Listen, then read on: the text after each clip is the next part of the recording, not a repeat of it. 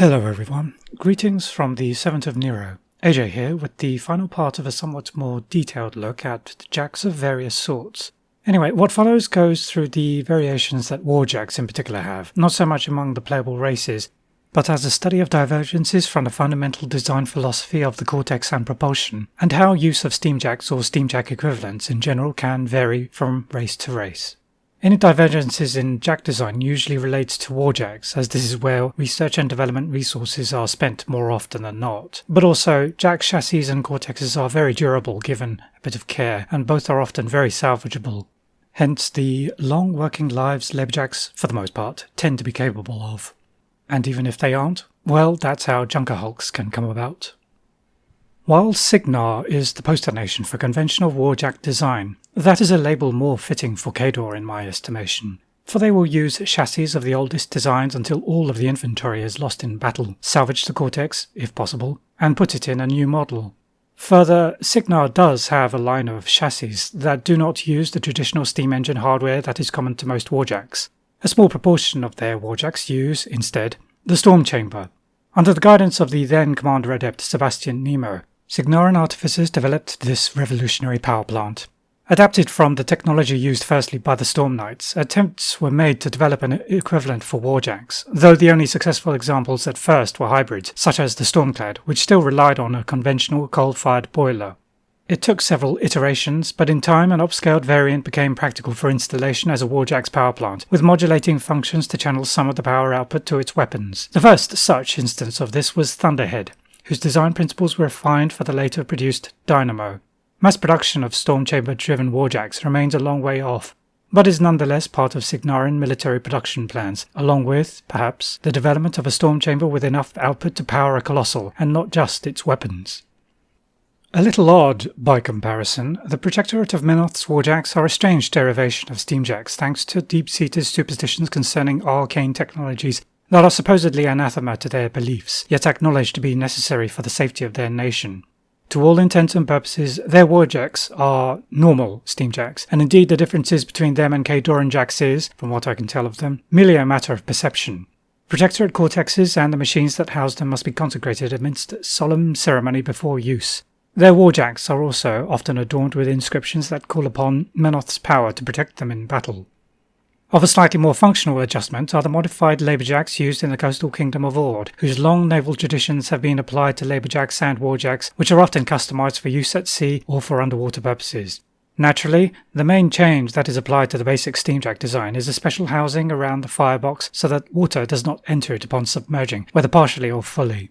Other changes are typically related to make maintenance as straightforward as possible for a machine that is regularly in contact with seawater, even if it comes at the cost of some flexibility in battle or its labour tasks.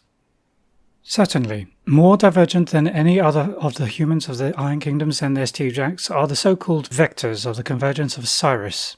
Unlike the pliability, shall we say, of cortex individuality, the vectors have in their place the interface node, which is constructed on the same principles as the cortex, but with changes which make it next to impossible for vectors to act autonomously or without any warcaster input.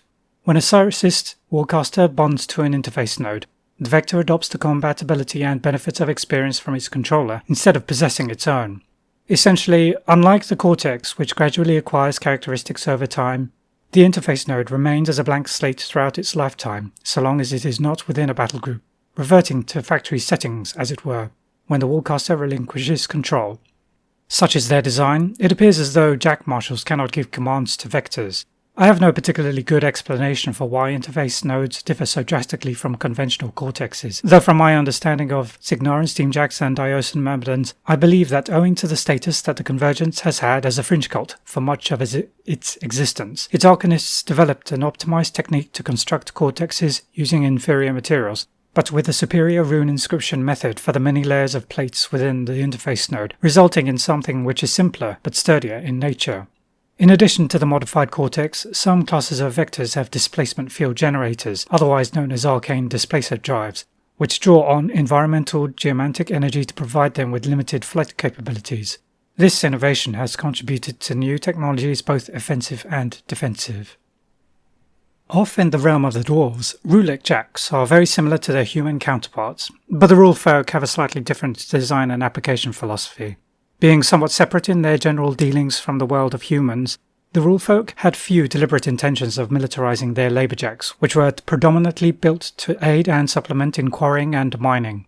Ancient grudges amongst themselves and a culture of mercenary dealings within the Iron Kingdoms would lead them to make adjustments to their laborjacks for use in a battlefield, but the line between laborjack and warjack is somewhat fine in their case, as a lot less modification is required to convert one for use in another purpose. For example, nothing but the weapon separates the Grundback Runner from its armed variants, the Gunner and Blaster. Notably, the Rulic jacks are almost universally stouter and squatter than those of other nations, not only to allow more straightforward maintenance activities to be conducted on them, but also because of where they function. Fitting within the confines of Rule's mines alongside their similarly diminutive creators is a necessary requirement, so even if they did have the correct equipment, laborjacks of human design would be wholly unsuitable for working among the dwarves except in a few rare circumstances. Separate from the warjacks of man and dwarf kind are those belonging to two competing powers, as opposed to strictly races. The Elves of Ios command Myrmidons that are the same in purpose, but very different in design and mode of function. While the Iosans did copy cortex technology from the fledgling Iron Kingdoms, they used their millennia-older traditions of arcane technology to refine it, along with the warjack that housed the cortex. Such is Iosan mastery of Arcanica that cortexes of Elven manufacture are universally of Aurum grade or superior, and the uniformity of cortex fabrication results in fewer unique flaws. However, because of the prevalence of Arcanica in Iosan daily life and society, along with Ios's relative diplomatic and trade isolation even before closing its borders, there is no culture of laborjacks, and so all their Myrmidon technology is strictly military in application. But it is markedly more advanced in many ways. First and foremost is the power plant of the Myrmidon, which is a thing of mystery to virtually all but Iosan arcanists. In place of coal, Myrmidons draw ambient energy from the environment while in a passive or inactive mode.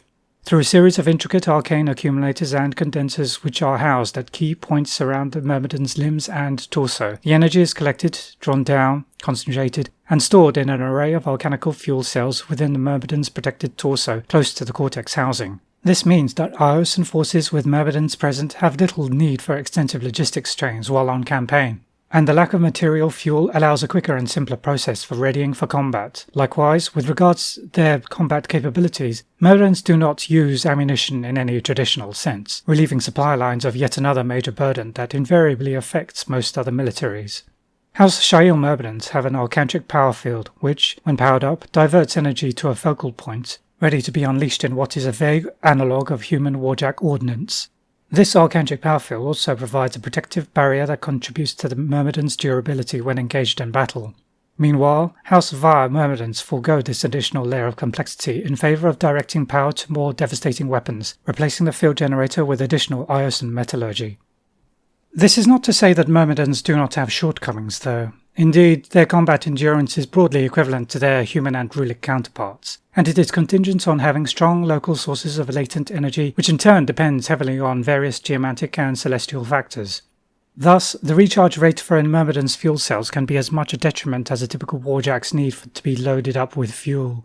To replenish in the first place, a Myrmidon must be idle for several hours, and so it is a very potent risk to venture anywhere without reconnaissance, and thus bring a battle group that may potentially fight ineffectively. Further, specialized arcanist mechanics and mages are required to maintain the Myrmidons, and, unfortunately for them, there is no such thing as a simple fix, owing to the inherent complexities of virtually everything about the Myrmidon. This then contributes to the relative rarity of these war machines as compared to their counterparts. Worse yet, in the case of House Shail Myrmidons, because of the interior intricacy and what may be interpreted as over-engineering, without an operating alcantric power field which has chassis components dedicated to its function, they cannot take much by way of punishment before being rendered inoperable or outright disabled. But what separates Myrmidons from all other types of cortex-driven machinery is precisely that, the cortex. At no stage in the evolution of the Myrmidon did Iosan arcanists ever consider using a firebox to serve as its power plant. This meant that the way in which energy circulates throughout the construct is fundamentally different, as well as, pertinently, the means by which the cortex is linked and how activity within it is maintained. Consequently, it did not take long before early Iosan cortex designs became completely incompatible with Steamjack chassis and vice versa. As installed in Myrmidons that are in use today, the Iosan designed cortex is of an inverted and flattened conical shape. This allows a greater level of stability and protection within the chassis interior to offset being closer to the armour plating than in human or dwarven designs. The shape also allows easier channeling of energy from the batteries via a ring of nodes which connects to the cortex when it is slotted into place behind the Myrmidon's head. Safety features preserve the cortex from being overloaded, something which is helped by the placement of the heatsink vents between the shoulders. Additional focusing crystals within these vents allow recycling of the excess energy which is discharged by the Myrmidon. Alongside the Iosan Myrmidons in this category of more divergent designs, if for vastly different reasons, are the Jacks of the Nightmare Empire of Cryx. Like the Elves, the servants of the Dragonfather and his Lich Lords use Jacks in a predominantly military function, with very little need for Jacks designed for civilian use. Indeed, most Cryxian denizens would scoff at the idea. Why waste such materials in the necrofactoriums for mundane purposes when a handful of thralls can serve even better? Or something along those lines. Helljacks and bonejacks are better suited to making the raw materials necessary for raising thralls. Indeed, to the necro-techs, jacks have no higher purpose in existence than optimized slaughter, as attested by the development of the Seether. Unsurprisingly, stacking crates does not further this endeavour. Proximity to Torok's Blight further exacerbates Helljack behaviour and cortex personality, even upon recent manufacture. Necrotech-crafted cortexes are universally aggressive, bloodthirsty, and cantankerous. Consequently, most living Cryxians consider it common sense to stay clear of Helljacks and bonejacks because even their idle behaviour can result in random acts of unprovoked violence. All this behaviour would be vaguely tolerable to the civilised peoples of Immoren, but desecration is a matter of course in the very existence of Cryxian warjacks, as all are powered by fell necrotite. Harvested from blood-soaked battlefields and other sites of death and suffering which have been left to fester, necrotite is different, more in field and appearance, as the pain of bloodshed that is necessary in its creation can easily be sensed from it. Upon use, it burns far longer and hotter than simple steamjack fuel, if with nauseous and acrid fumes. It is pure coincidence that it burns so well enough to be unaffected by submergence in water with minimal adjustment to its firebox design, a fact of which is exploited by the captains of the Black Fleet who gleefully and literally kick the colloquially named crabjacks off their ships in readiness for amphibious assaults on the Imri's mainland. While on the topic of the Nightmare Empire, one jack of no little infamy must be mentioned here. Deathjack is a much feared autonomous helljack whose origins are as mysterious as its very nature is horrifying. To what purpose it appears and commits slaughter is unknown to all, even Cryxians. But that it favours Cryxian means and ends is likely no accident. Potentially a necromantically empowered Junker Hulk given malicious purpose and regeneration by the Skulls of Hate, Deathjack has plagued the remote lands of Western Immoren for more than 2.5 centuries. In any event, it has no need for refueling, burning the flesh of its kills to power its body and consuming their souls to power its magic.